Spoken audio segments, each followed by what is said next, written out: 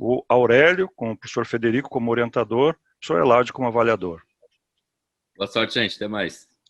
Aurélio, então você tem 15 minutos para apresentar, ok? Eu te aviso aos 13, certo? Só para a gente dar a sequência. Daí, em seguida, a avaliação do professor Eládio. Fique à vontade, então. Okay. Tudo certo? Ok. Boa tarde a todos, primeiramente. Agradeço a presença de todos, de modo especial ao mediador, professor Mauro, ao professor Giovanni, coordenador do curso, e ao professor Eládio, o avaliador, e ao professor Federico, meu orientador. O tema do meu trabalho é conatos e homeostasia, problema da regulação da vida em Spinoza e Damasio. Como já fica bastante evidente a partir do título, o tema é regulação e manutenção da vida no pensamento desses dois autores, Spinoza e Damasio. E o problema que orienta toda a construção do meu artigo é como Spinoza e Damasio articulam uma solução para o problema da promoção e manutenção da vida.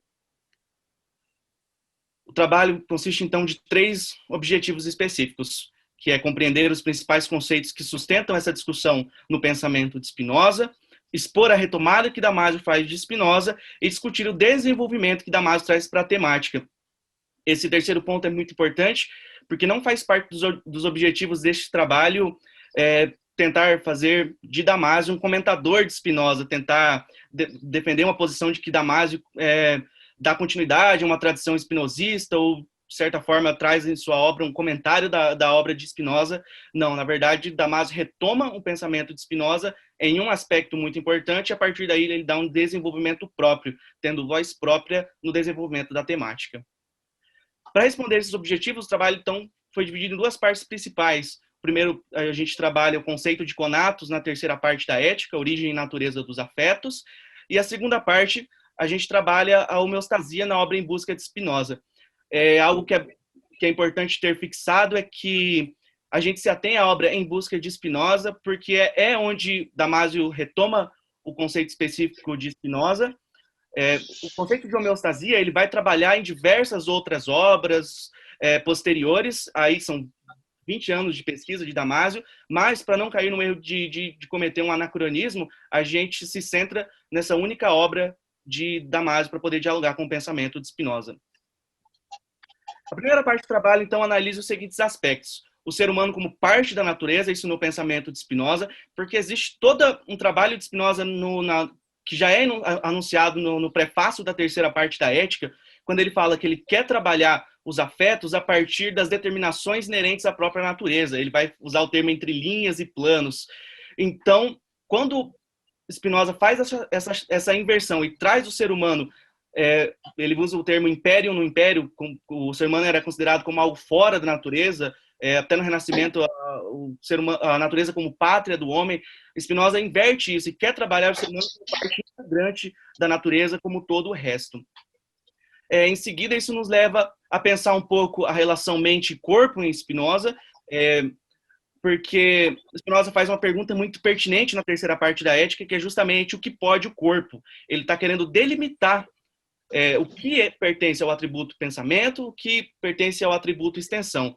E isso é muito importante para analisar o conatos, porque é necessário ter bastante claro aquilo que é referente ao corpo, é referente ao corpo, que é referente à mente, é a mente. Spinoza diz que nem o corpo pode determinar a mente a pensar, e nem a mente pode determinar o corpo ao movimento. Então, existe um princípio de autonomia entre os dois atributos, e entender um pouco disso, entender essa relação de igualdade que Spinoza traz para a questão mente e corpo, é fundamental para poder trabalhar bem o que é o conceito de conatos, que é justamente o terceiro ponto que a gente trabalha nessa primeira parte, que é o conatos na teoria dos afetos. Conatos aparece na proposição 6 da terceira parte. Spinoza o define como um esforço do ser em perseverar no ser. Na proposição 7 da terceira parte, ele vai dizer que o esforço é a essência sempre atual do ser humano, e na proposição 8 ele vai dizer que o conatos não está determinado pelo tempo. Então, são as 3 proposições iniciais onde o conceito de conatos aparece. Ele aparece como essa força de afirmação de vida, não estática, mas que varia de acordo com a forma com que o ser humano é afetado por movimento ou repouso nessa dinâmica da vida afetiva, da vida passional cotidiana. Isso nos leva à proposição 9, que é onde Spinoza vai falar sobre apetite, vontade e desejo. Apetite seria o conatos referente ao corpo, enquanto vontade seria o conatos referido à mente. E o desejo seria o conatos referido ao corpo e à mente, enquanto existe aí, nessa relação, uma consciência desse esforço. A partir disso, se fez muito importante entender essa diferença entre vontade e desejo. Para isso, a gente volta um pouco no Breve Tratado de Deus, do Homem e do Bem-Estar, onde Spinoza tem um capítulo específico para falar sobre a diferença entre vontade e desejo. Ele vai dizer que vontade é uma espécie de ato cognitivo. Na segunda parte da ética, ele vai identificar vontade a volições, a ideias, tudo isso circunscrito num esforço espinosista de retirar a vontade da referência à natureza naturada e colocar sempre ela referente à natureza naturante. Ou seja, quando se fala em vontade, se fala de um tipo de ação, um tipo de atividade psíquica do ser humano. Isso porque a substância, a natureza em Spinoza, ela não é dotada de vontade. Isso desloca a vontade para um novo lugar dentro desse sistema espinosista. Isso é importante e isso a difere do desejo, porque já no Breve Tratado, Spinoza vai falar que o desejo faz parte das determinações naturais do próprio ser humano. Ou seja, quando Damasio retomar isso, ele vai trazer o desejo como parte biológica mesmo do ser humano. E já a vontade identificada aos pensamentos, às ideias, bem distinta essa diferença entre os dois. E o conatus, de forma determinada, é chamado também de desejo. Essa é uma das formas com que Spinoza vai falar do conatus. E esse desejo vai determinar, então, a teoria dos afetos, porque o desejo ele é determinante, ele é anterior até mesmo à tristeza e alegria, que são os afetos primários, de onde vai se derivar toda a teoria dos afetos.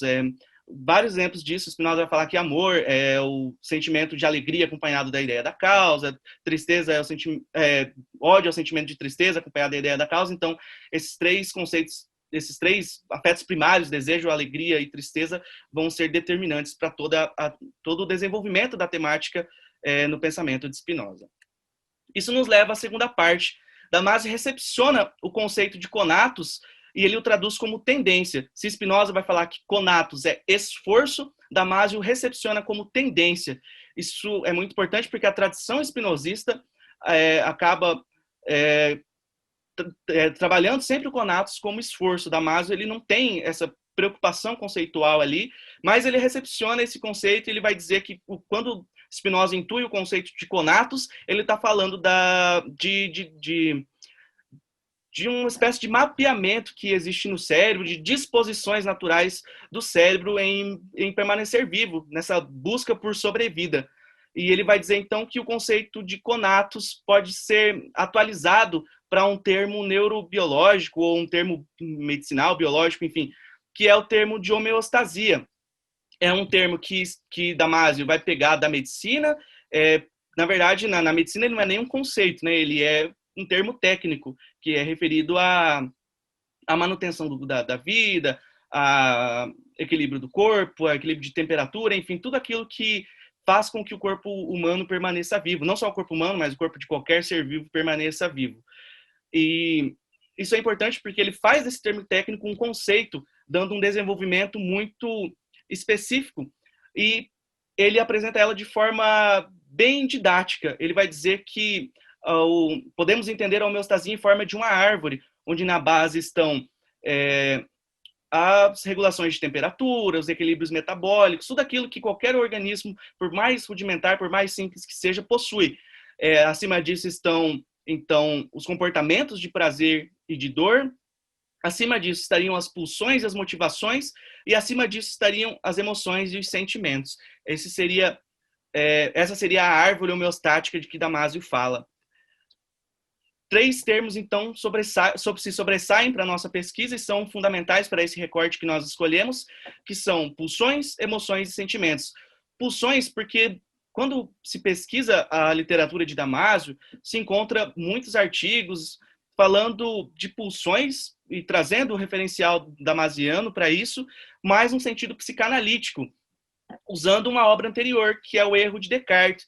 Quando Damasio trabalha em busca de Spinoza, e ele fala de pulsões, ele acaba definindo bem o que são pulsões, e, na verdade, as pulsões para Damásio estão muito identificadas à fome, à sede, à necessidade sexual, a forma com que se respira mais rápido quando se está cansado. Então, é um conjunto de privações, de faltas, de necessidades bastante fisiológicas mesmo, no sentido mais estrito do termo.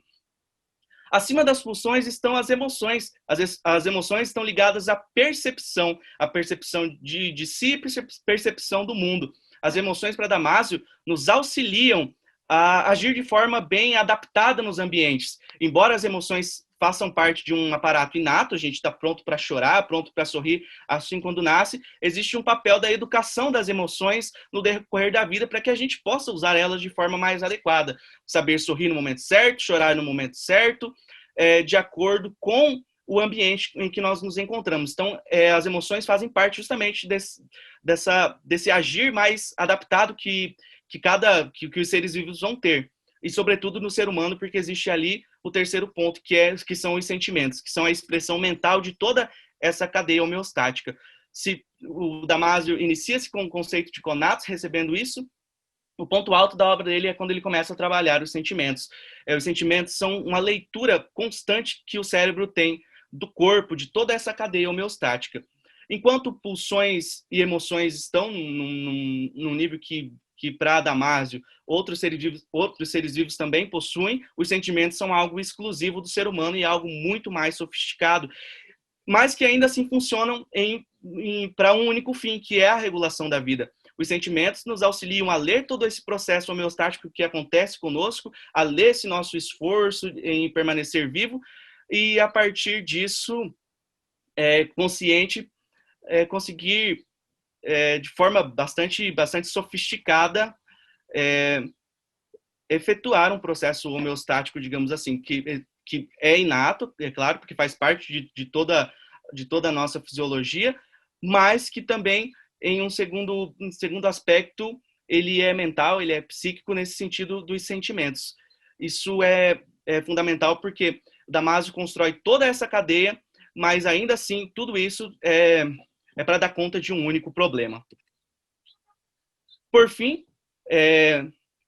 visto tudo isso, e conforme pudemos observar no decorrer de toda a construção teórica do trabalho, vemos que Spinoza ele usa o conceito de conatos para responder a esse problema da vida, e a partir do conceito de conatos podemos perceber os vários desdobramentos que isso tem, principalmente na terceira parte da ética, que são os conceitos de desejo, de vontade, de afeto.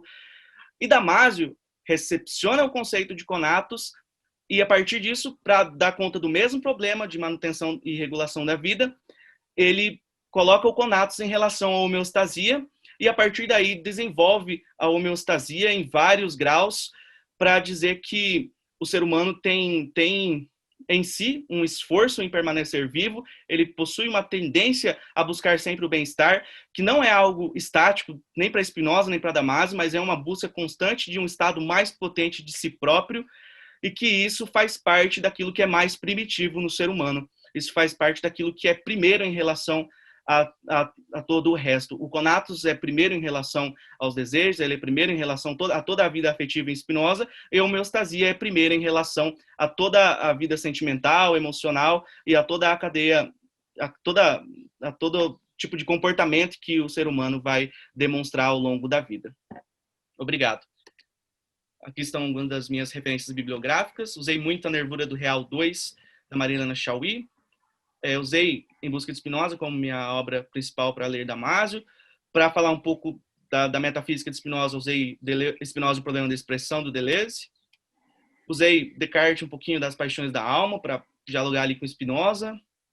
Usei muito Unidade, Corpo e Mente, da Chantal Jacquet. E, por fim, também, minha obra principal, A Ética, de Spinoza.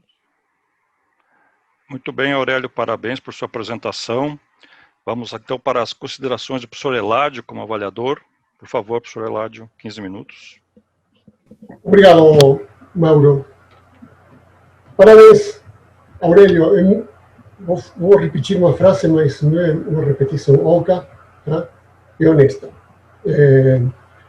Muito bom estar aqui e estar junto te acompanhando neste evento importante para ti. Tá? Tanto é assim que você não apenas está vestido a rigor, sino que tem um bigode a rigor. Tá? E isso me parece um detalhe estético que um avaliador não pode deixar passar. Parabéns pelo trabalho. Tá? Eu falei faz 15 minutos para o Hilton que somente pode ser uma boa pessoa aquele que entra de cabeça no seu tempo. Devo repetir isso agora. Tá? Ou seja, se alguém toma a decisão consciente, sem ser ameaçado, de ir a ler como você leu a Ética, tá? Tem que ser muito boa gente, porque é uma tarefa meio ética. Tá? Então, deixa eu fazer algumas considerações a partir da leitura, que foi um grande prazer. O texto está muito bem escrito. É um dos temas mais áridos que você poderia escolher, tá? Para fazer um trabalho em série monográfica. E, no entanto, você é generoso com o seu leitor. É tranquilo, é rigoroso, mas é muito tranquilo de ler. Tá? Você é muito mais generoso que o próprio Spinoza, nesse sentido. Um excelente referencial bibliográfico e um sistema de notas de rodapé muito eficaz, tá? Que ajuda muito na interpretação e na leitura. Insisto, num tema tão árido, tá? Como eu tenho. Então, assim, o que eu vou fazer, na verdade, tá? É refletir sobre as questões que o próprio texto e a leitura que fiz dele acabam promovendo. Primeiro, uma questão de epistemologia histórica. Tá? Que interessante, o de Damasio. Eu já participei de algumas dissertações de mestrado como banca sobre este mesmo tema, uma aqui na PUC, inclusive. Tá? Que ousadia reflexiva, por um lado, de Damasio em fazer isso, e que você acompanha ele. E quanta eficácia da analítica spinoziana que chega até hoje sem ser anacrônica ao ponto de aparecer esquisito o fato de alguém desde a neurociência poder utilizá-lo. Tá? Mas, neste sentido, para nós há ainda algo mais interessante, digo nós, você e eu. Tá? Você deixa aparecer no teu texto tantas referências para além de Damasio, que para aqueles que como você gostamos de Deleuze, são tão importantes e são balizas conceituais muito importantes. Não vou falar de operadores conceituais, porque senão o Gerson tira sabe. São balizas, tá? Conceituais muito importantes. Quer dizer isso, não apenas para deleuzianos, para uma geração reflexiva da segunda metade do século XX. Tá? Porque você deixa notar claramente, isso às vezes é fantástico, um conceito de duração em Spinoza. Aí você pergunta, então quando Deleuze volta para sua Santíssima Trindade e encontra lá Bergson, já havia aqui um germe. Tá? A noção de alegria, tá? Que para poder dialogar com Damasio você faz notar muito bem. Ou seja, não importa a felicidade. A felicidade é uma sensação metafísica que despotencializa, porque nunca se pode concretizar. A alegria, frase de Deleuze, lembra? A alegria sempre se justifica por ela mesma, é imanente a ela mesma. Aí está, e você faz notar, o desejo como produção contra qualquer tese psicoanalítica, o desejo como produção, enfim, uma série de movimentos que você traz, tá? Que são, e conceitos que você deixa aparecer, que são muito importantes. Então, isso em primeira instância, parabéns. Eu quero dialogar sobre algumas questões que o texto me suscitou de um modo de colegas, não de arguidor no sentido, vou corrigir aqui, porque isso não corresponderia. Deixa eu deixar páginas aqui. Tá? Você não acha, quando você fala, por exemplo, das paixões tristes, aquilo que despotencializa, a vida não pode ser autodestruição também, e não como Damasio e Spinoza pensam, tá? Sempre uma afirmação. Tá? Isso é sempre interessante quando você pensa em Spinoza. Tá? qual é o estatuto das paixões tristes? Chegam a invalidar a vida como potência, como afirmação? Em Spinoza, não. Tá? Mas você está lendo Spinoza junto com Damasio. E podemos perguntar para Damasio, o rapaz, neurologicamente falando, biologicamente falando, e as autodestruições?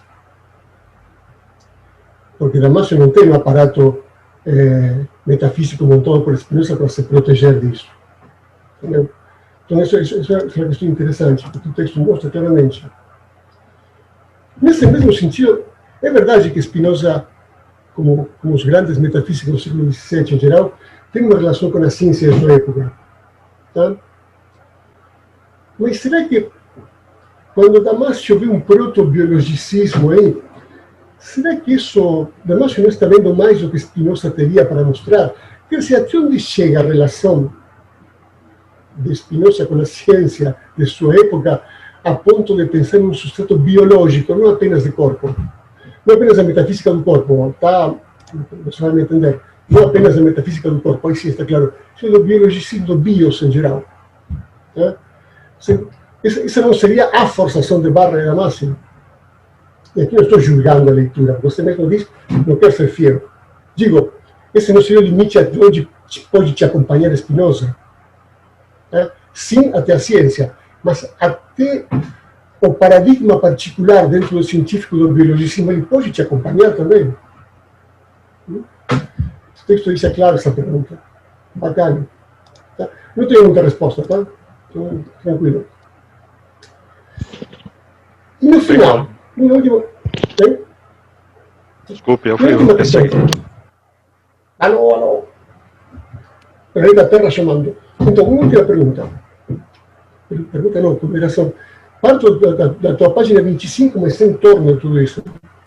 As versões maquínicas, das quais se estruturam o corpo e a mente, tanto em Spinoza como em Damasio, eu sei que isso é uma preocupação minha, poderiam abrir as portas para pensar tipos de composições de corpo e mente que não são aquelas do biologicismo que está invocando agora, tá?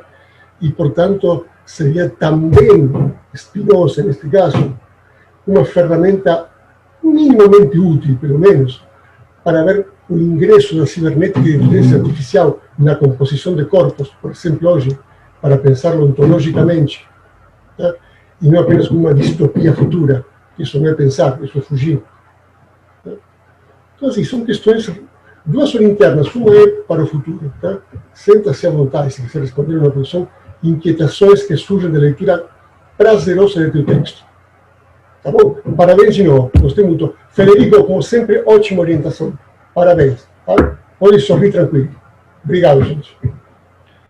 Obrigado, professor Eládio, por suas considerações. Desculpe, naquele momento eu pensei que o senhor tinha acabado e daí fui entrar aqui. Desculpe. Aurélio, então, por favor, suas respostas ao professor Eládio. Então, a primeira questão relacionada às paixões tristes e à potência de vida, né? É muito interessante porque não há, nesse sentido, nenhuma continuidade entre Spinoza e Damasio, na verdade. Damasio traz um exemplo bastante interessante na obra, que eles estão fazendo uma espécie de experimento, isso no Em Busca de Spinoza, e nesse experimento passam um tipo de corrente elétrica no cérebro. E em um determinado ponto, quando essa corrente passa por um determinado ponto específico, desperta na pessoa o sentimento de tristeza. Ou seja, naquele momento, a pessoa, segundo Damasio, partilhava que nas palavras dela, não via mais sentido na vida, que ela não queria permanecer viva, que, enfim, uma depressão profunda a atingiu naquele momento. E isso está tudo para Damasio condicionado à forma com que o cérebro é afetado por essas correntes. Mas isso é ainda em função da manutenção da vida, porque para Damasio isso ocorre como o cérebro gritando socorro. Isso é a homeostasia funcionando ainda no cérebro, pedindo socorro. E então a tristeza, ou o que a gente poderia chamar de uma paixão triste, para Damasio ela é sintomática, muito mais do que qualquer outra coisa. Ela é um sintoma de algo que está acontecendo fisiologicamente um sintoma como um corpo que naquele momento pede por ajuda, no seu esforço ainda de permanecer vivo. Então, naquele momento, esse esforço de permanecer vivo, ele não é despotencializado, na verdade, mas existe um sintoma que diz que, opa, temos um problema, e se esse problema não for solucionado, mais problemas virão. E já em Spinoza nós temos uma outra dinâmica, porque na vida passional cotidiana a gente fala de alegria e de tristeza, mas no primeiro momento ele está falando de paixões, né? Porque a gente está vivendo num lugar de ideias inadequadas, de ideias quebradas, e existe todo aquele esforço espinosista para transformar essas paixões em ações. Então, as paixões tristes ali, elas têm um outro significado totalmente diferente. A segunda questão que o professor levanta é sobre o uso que Damasio faz de Spinoza, né? E é justamente a Chantal Jacquet, no prefácio da versão que eu li de Unidade Corpo e Mente, tá cheio de elogios ao Damasio, porque o Damasio faz com que Spinoza seja visto em outras obras, e Spinoza é muito importante, mas lá do meio para o final da obra, a Chantal Jacquet, ela dá uma baita paulada, na verdade, no Damasio, e diz que o Damasio não está à altura de ser um comentador de Spinoza, porque o sistema que Damasio propõe é outro. E justamente porque ela percebe que Damasio, ele precisa de um interlocutor. A primeira obra dele, quando ele dialoga, chamando a obra de O Erro de Descartes, ele não está dialogando com Descartes, autor, mas com o neocartesianismo, que está, segundo ele, entrando em determinadas áreas da ciência. E aí ele evoca aquele que seria, entre aspas, o inimigo número 1 de Descartes no primeiro momento, que é Spinoza. Justamente o título francês da obra Em Busca de Spinoza é Spinoza tinha razão. É esse o título que Damasio usa, e ele usa justamente para evocar alguém com um sistema que dê conta de ser contrário ao de Descartes, e que ele possa usar esse nome, esse interlocutor como ponto de partida. Não para comentar a obra do Spinoza, porque justamente quando ele fala dos 4 Spinozas, ali que eu trago no artigo, na introdução, os 3 primeiros Spinozas, tudo ok, o cara que fala de democracia, o judeu que foi excomungado por ter ideias muito revolucionárias, e o filósofo que tratava de forma muito rigorosa, a partir de uma ordem geométrica da vida afetiva, com uma metafísica bem peculiar, um autor verdadeiramente seminal. Mas esse quarto Spinoza é um Spinoza, eu acho que é próprio do Damasio, porque a noção de afeto, a noção de afeto em Spinoza e as noções de emoções e sentimentos, embora tenham muitas partes onde elas se aproximam, existem distanciamentos muito grandes. Os distanciamentos talvez sejam até maiores do que as aproximações. E, sobretudo, isso nos leva também à terceira questão que o senhor levanta, está muito, muito próxima a isso, porque se em Damasio nós temos uma relação de corpo e mente ali, ele usa sempre o verbo equalis, né, para falar de igualdade de corpo e mente, respeitando a ordem das ideias, respeitando a ordem do corpo, sobre o princípio da autonomia dos atributos. Damasio não quer saber disso. Damasio, na verdade, para ele, enquanto Spinoza teve um esforço de colocar ali mente e corpo como equalis, como iguais, o Damasio ele tem uma primazia do corpo muito forte. A mente em Damasio ela é causada pelo corpo. Então a gente tem ali uma composição bastante diferente para falar de mente e corpo nos dois. Embora Damasio evoque Spinoza, ele tenha capítulos na obra Em Busca de Spinoza para falar de mente e corpo em Spinoza, o que ele está fazendo nesse sentido é muito diferente. Essa causação não tem prerrogativa na tradição espinosista, mas é algo próprio do Damasio. Isso nos leva a pensar que Damasio ele trabalha a partir daí, então, ele tem como ponto de partida a homeostasia, essa ideia de causação, e a composição para ele a partir daí, em um nível até ontológico, é muito diferente, né? Quando ele fala da formação da consciência, isso está muito, muito determinada pelo corpo, toda a formação do self, quando ele vai falar em outra obra já, e não faz parte do nosso escopo, mas é uma provocação importante, o self autobiográfico. Então, toda essa relação, ela é formada pelo corpo, a mente está subordinada a um processo corporal, ele quer reduzir mesmo tudo ao âmbito fisiológico e, sobretudo, tudo à homeostasia. Tanto que a obra mais recente dele vai trabalhar as origens biológicas dos sentimentos e da cultura. Então, ele vai dizer que comportamentos éticos estão relacionados à homeostase, que a formação da cultura está relacionada à homeostase, que a medicina, como ela está relacionada à homeostase, que a arquitetura, a engenharia, tudo está subordinado a esse princípio primeiro, que é fundamental para ele. Muito bem. Você que acha? É biológico mesmo? Difícil. Na verdade, é uma pesquisa que eu tenho a intenção de levar muito para frente e investigar, principalmente a relação entre essa origem biológica de tudo e uma formação de uma segunda natureza, que é um tema bem interessante que surge em uma das obras de Damasio. Muito bem. Obrigado, Aurélio. Obrigado, professor Eládio. Professor Federico, considerações finais? Sim, obrigado, Mauro. Não vou demorar muito, só vou levar pouquíssimo tempo. Primeiramente, para agradecer você, Giovanni, Murilo, enfim, por ter montado e tornado possível tudo isso. Depois, o Eládio também, mais uma vez, não, pela belíssima arguição. E quero agradecer ao Aurélio, agradecer e parabenizar. Parabenizar, porque eu achei o trabalho dele um trabalho excelente e agradecer porque foi um prazer trabalhar com ele até agora. Não?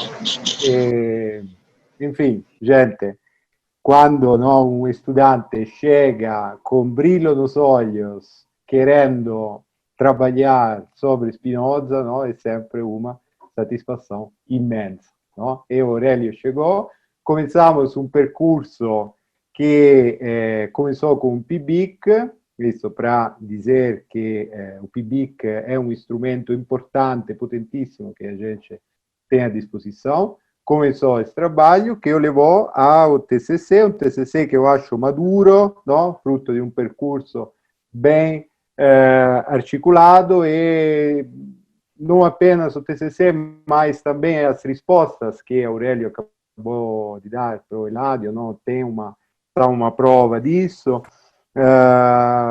Enfim, sobriedade, rigor, paixão, são elementos que sempre caracterizaram a postura e o trabalho do Aurélio. Então, Aurélio, parabéns, obrigado, e espero que seja só o começo, tá? Um abraço a todos. Obrigado, professor Federico. Parabéns novamente, Aurélio. O seu TCC, ele foi aprovado, muito bem. Agradecemos a participação do professor Eládio e agradecemos a participação do professor Federico.